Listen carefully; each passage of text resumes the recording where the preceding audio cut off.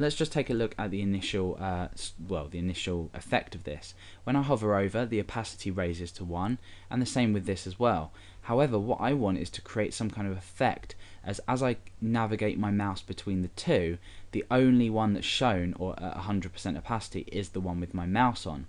So hopefully that sort of sums up what I'm trying to do. But what I'm going to do is I'm going to do this inside the callback function, and then we're going to make a few modifications a bit later on.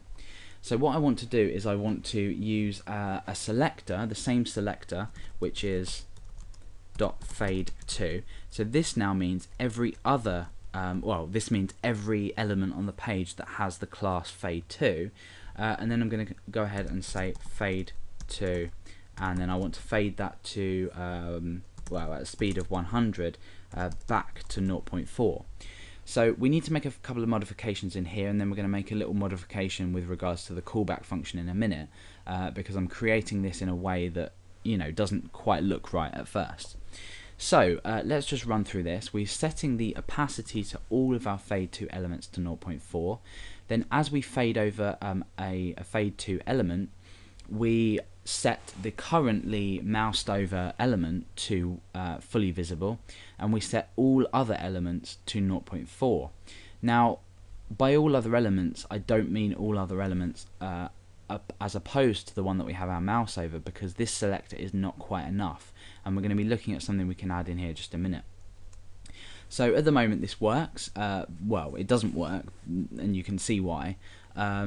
As I fade over each element, the selector that we've used, which is fade2, picks up the currently moused over selector as well. So we need to add something in here that's going to stop this from happening. So I'm going to say just dot not, and inside here this. So essentially, in plain English, it does make sense. So we are fading the current element, this element, to 1, the one that we have our mouse over, and then every other element but not this element, i.e. not the one that we faded, how we have our mouse over, fade to 0.4. So now when we open up our browser and we hover over this element and then we go to this one, you can see that they interchange, and you can see that we obviously only ever show full opacity to the element that we have our mouse over. And obviously we could go ahead to index.php, we could copy this image, we could paste it there, and then we could go ahead and refresh, and we have the effect for all 3 images. So when I look at this, I think something like a photo gallery, something that you have, a full focus on a particular image only, and this is faded in. Now there is one more problem here, in the sense that when I hover over this one, you might not be able to notice it at the speed it's at, but let's go ahead and just slow down the animation just for 1 second. Let's go ahead and set this to, let's say, 700, and we'll go ahead and set this one. In fact, let's set it to a second, and you'll be able to see it a lot better. Now watch what happens. I've faded this in, fair enough, but now watch what happens when I roll over the next image. Now you'll notice that it took a second, obviously, for the fade in to happen, but what happens is the element that's currently in focus fades in, but the other element doesn't fade out until this particular animation is complete. And that's where we've gone wrong, in the sense that we've used the callback function. Now this callback function, remember, only actually completes what's inside of it once the current fade 2 has finished, so the current animation has finished. So what we want to do is I'm going to go ahead and cut this line out, and I'm going to just get rid of the callback function. And what I'm going to do is I'm going to come down a line and paste this in here. So now what's going to happen is we fade the particular element to an opacity of 1 after a second. I'm going to go ahead and reduce this back to 500, or to 500. But then, instead of using a callback function and waiting for the animation to complete, we just simply use this to fade out the other element at the same time.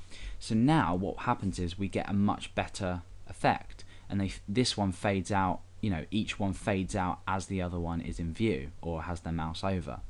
So let's go ahead and reduce the speed even more to back to 0.1 of a second, and this just gives a really nice hover over effect, much like a gallery would.